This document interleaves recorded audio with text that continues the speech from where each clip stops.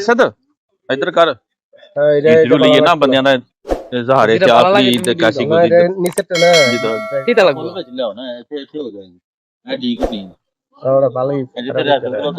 ओए सारे point of view एक अच्छा जुमला देना परदेश दी ईद कैसी गुजरी है।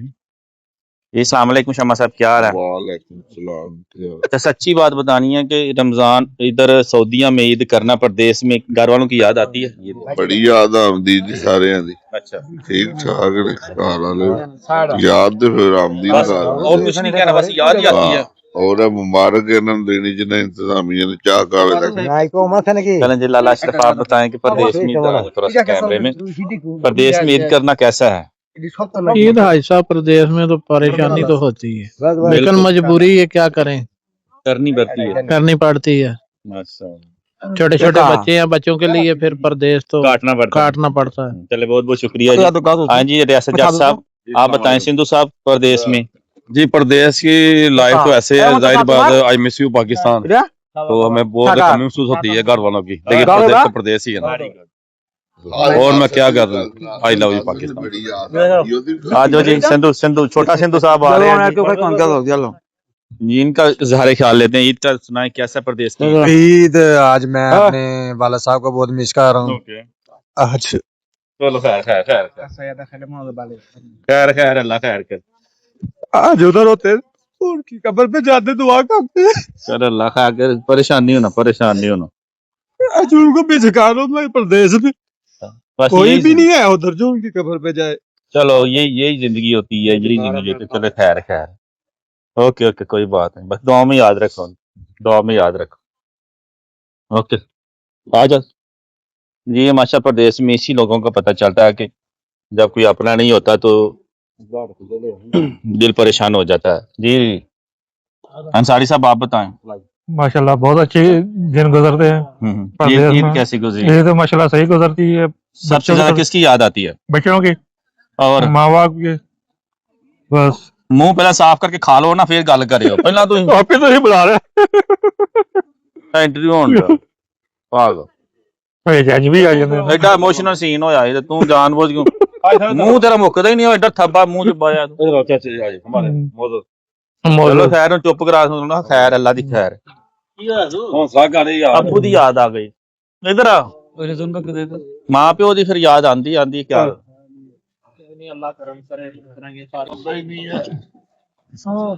जी अब्दुल हलीम भाई क्या हाल है आप बांग्लादेश के हैं आपकी कितनी ईद है परदेश में। अस्सलाम वालेकुम अल्हम्दुलिल्लाह भालो ईद क्या खूब सबके मिलके ईद में आपको सबसे ज्यादा किसकी याद आ रही है बंगला की चीज की बताएं मुझे।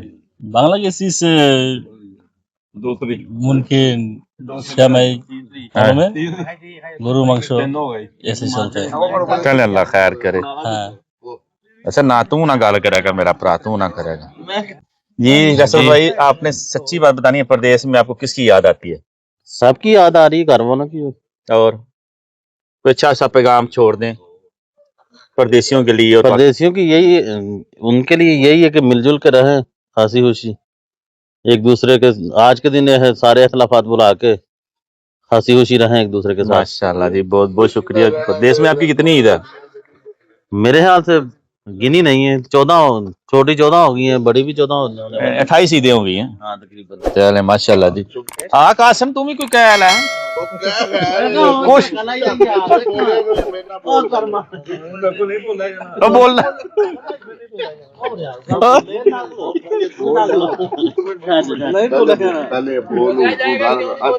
कैमरा बंद कर देने कैमरा बंद कर दे फोन तो बिजी कहना मैं फोन कट दे वाईफाई बंद कर दो फोन तो बिजी है चाचू जी तुहां पेपर दिता नहीं ना नहीं देता इधर आओ जी आपकी प्रदेश में ईद कैसी जा रही है।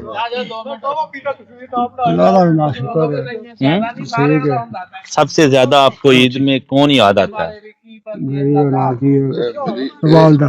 वालदा तो आप उनके लिए कोई दुआया कलिमात कह दें अल्लाह पाक उनकी मग़फ़िरत करें तो उनके लिए और कोई याद आता हो। گوالہ بھی کچھ آتی ہے، گوالہ بھی آتا ہے کہ گوالہ پر گوالتا نا چلیں اللہ آپ کی خیر کرے، کوئی بات نہیں جی۔ چاچا ارشد ہے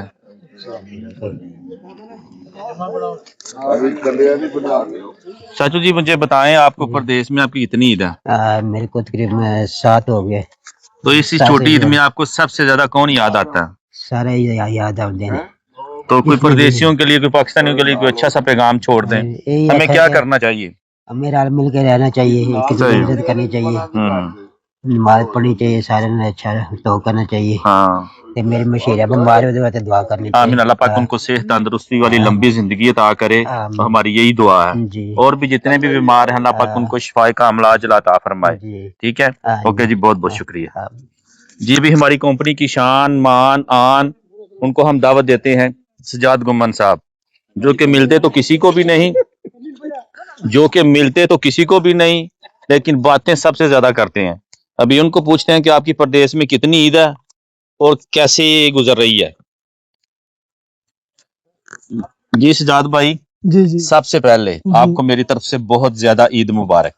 مبارک، آپ کو بھی میری طرف سے بہت مبارک۔ اوکے، سب سے پہلے سب پاکستانی کو آپ سے گلہ ہے کہ آپ کیوں نہیں سب کو عید ملے؟ ملے تو ہے، سب کو عید ملے، وہ تو بلا کے ملے ہیں نا آپ۔ باری باری سب کو ماشاء اللہ ملے آپ نے نیا سوٹ پہنا ہوا ہے، بہت اچھا لگ رہا ہیں۔ ہے، اس میں کوئی شک نہیں، کیوں جی؟ اوکے، اچھا، کوئی پردیسیوں کے لیے پیغام، عید آپ کی کیسی گزری؟ آپ کو اس عید پہ کون یاد آتا ہے، بتائیں ذرا۔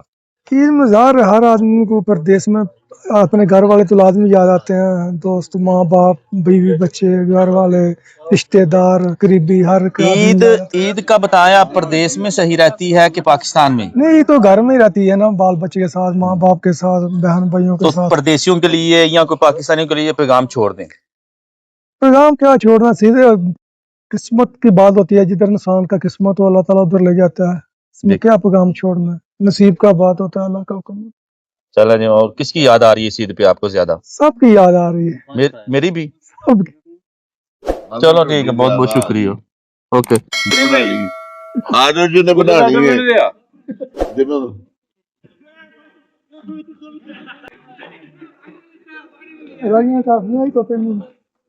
بڑیاں نے ڈال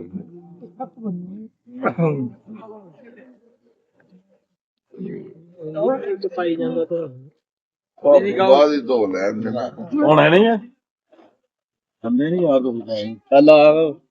ایک دو تر چار پانچ شمع دی بنا دے نہیں کٹھے بنانے سارے آ جاؤ میرے، میں اپنے موبائل بنانی جنہیں بنانی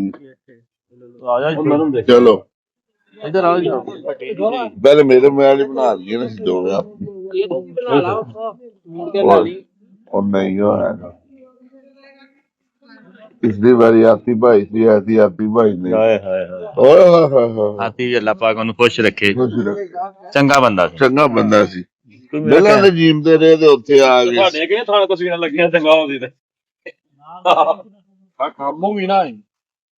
ٹھگا نے پنڈ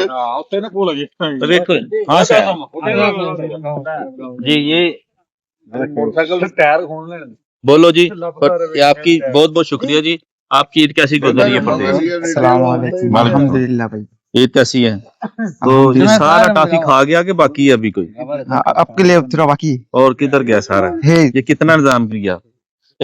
کس نے سارا نظام کیا تھا، بتائیں؟ ہمارا مدیر عبداللہ عبداللہ ہائی سونی ہے، عبداللہ، اس کے لیے کچھ شکریہ کلمات کہہ دیں۔ السلام علیکم، عید مبارک، ابو صبح، بس دعا دے دو، شکران، بس ایسے کر دو، شکران۔ چلو ٹھیک ہے۔ اوئے اور کو آدمی